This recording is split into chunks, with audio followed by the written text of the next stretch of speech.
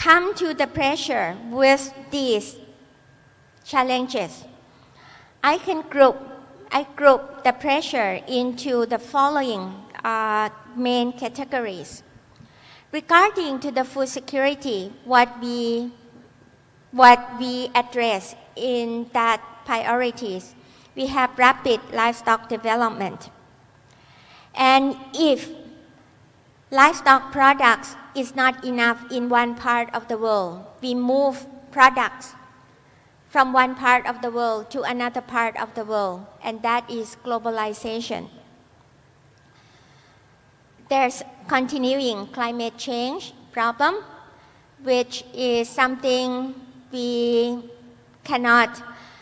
can prevent, but to certain level, and we cannot prevent the natural disaster that may occur, and that is something hard to predict.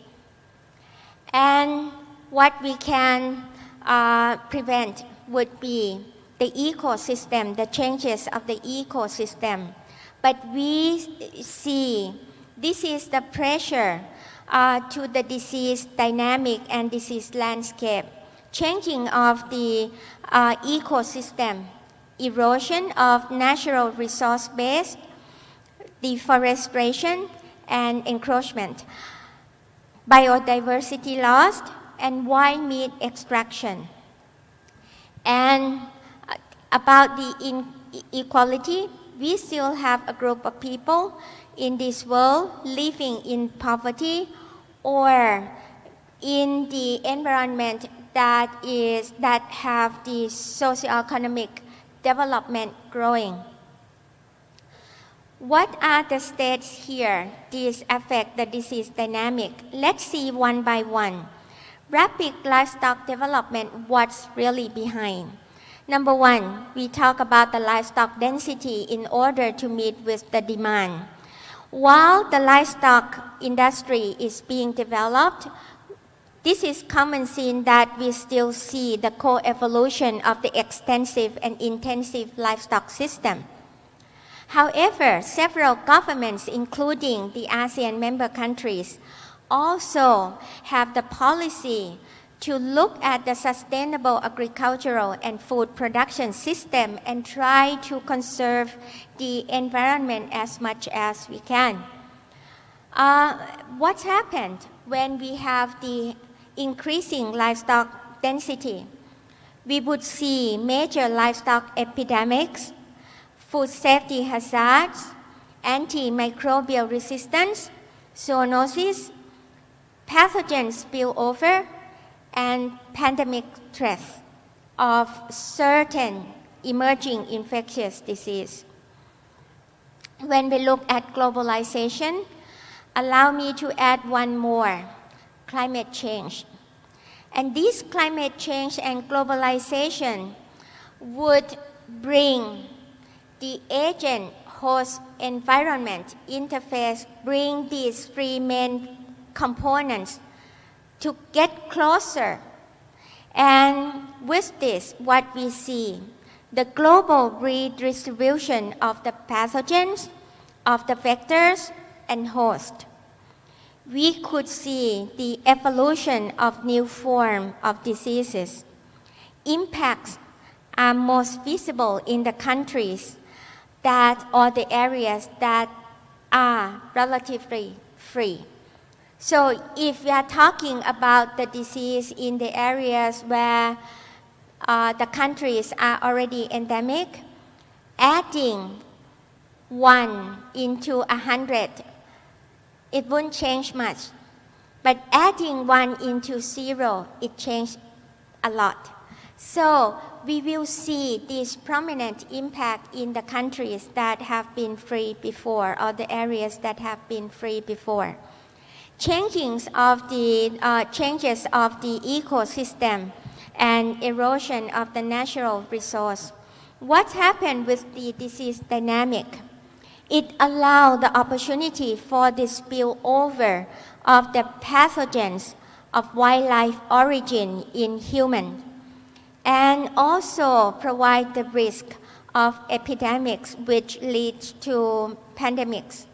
I'll give some of the example to get later on. On the poverty and socioeconomic development, what are the exact pressure or drivers under this? The inequity of socioeconomic development, the deficient or absent sanitation infrastructure. We always said, wash your hands in order to have good health. What would you do if you don't have water? What would you do if you live in the world or in the area without water? We are talking about cleaning and disinfection in the live animal market. But what would you do if there is no water supply in those areas? So this is something that we say it's really absence of the sanitation or absence of the infrastructure. And the food and income insecurity would also lead to the ill health. And people would think of food before they think of other health. For example, if chicken die in the household, people would think, wow, that would be unfortunate if I throw a chicken away. That would give a very good stir-fry chicken rice for me, for my family. So food and income insecurity would come first, and this would be one of the drivers for the disease dynamic. And the lack of access to health delivery system is another thing that we become and facilitate the disease to occur and spread. Again, the dynamics that we see would be constraining health and well-being of the poor, and also the livestock which are raised by this poor group of people, and the endemic disease burden in human and livestock. With all of this, in fact, there are other contributing pressure like health system, functional capacity. Even though you have all the system in place, but if you don't have human resource who can think of the system, the whole system, the holistic system, the whole food system, that may not be that may not be useful. You may think of you have good infrastructure, good organization, but you don't have legislation to enforce. That would be one of the things that make it worse. And last, even though all the countries are capable of preventing disease, capable of detecting disease, but at the end, we are not transparent to each other. We still kept the disease closed. So covered. So that would even facilitate the disease spread further. And combination of these factors would really have to be taken into consideration for the disease landscape. Now, coming back to the ASEAN context part. ASEAN again, 10 countries, but ASEAN member countries are not living in separate. ASEAN connect to East Asia. This is why you have ASEAN plus 3. ASEAN connect to South Asia, and this is why I believe this is plus 6. So there are the connections of ASEAN, and you cannot think of your 10 countries alone. We have to think of Asia context, in fact. Coming back to more example in the context of ASEAN livestock density, we know that these are the maps for pigs and chicken. The more dense color shows the higher density of pigs and chicken. The distribution of pig and chicken here reflect local consumption demand, and the wider distribution observed more in chicken, and this is due to culture, due to religion, and opportunity to export. For both pig and chicken, we observe co-evolution of intensive and extensive system. We will see it's common.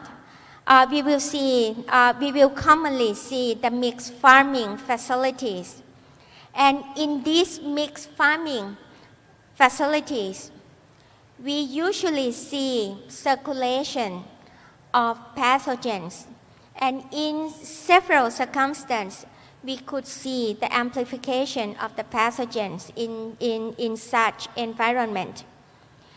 In these two industries, we could see antibiotics are used as feed additives, very common, and these may lead to the AMR problem.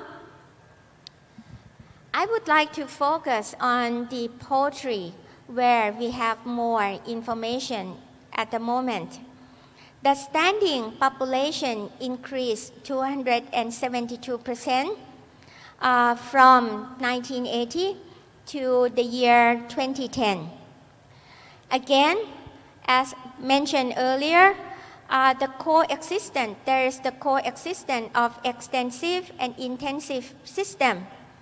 And several countries have the exporting opportunity. There is the rich agrobiodiversity in the extensive system poultry, and the farming landscape of the waterfowl links to wetland. And you can see it's also linked to the rice growing areas. And this means there is, in terms of the biosecurity, you have to think of the wild birds, you have to think of the grazing ducks. Some countries in Asia practice the wild bird farming. This means during the day or during the night, wild bird will be confined and then released for the natural feeding. And then we can, then the farmer would harvest those wild bird for food, for consumption, or for commercial. So this is what we call wild bird farming. The live bird market in Asia serve for the consumption preference. This is due to people say, we would like to see healthy chicken being slaughtered, and I would like to consume warm meat rather than cold meat or frozen meat. So this is consumption preference.